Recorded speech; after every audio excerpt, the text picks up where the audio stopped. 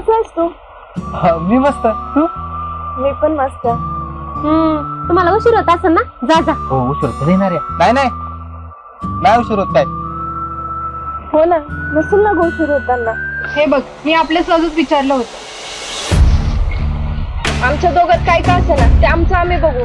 तुला काय गरज आहे मध्ये पडायची?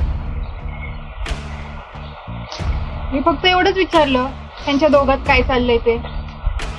आमच्यात काय पण चालू असू दे, ते आमचं आम्ही बघू. तुला त्यात लक्ष घालायची गरज नाही, कळलं ना?